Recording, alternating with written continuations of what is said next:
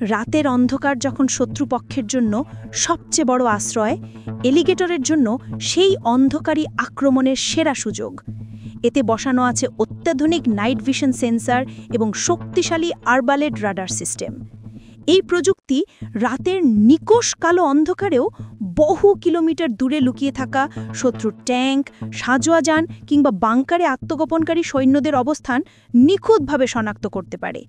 ফলে দিনের আলো হোক বা রাতের আধার, এলিগেটরের শিকারী চোখ থেকে শত্রুর নিস্তার নেই।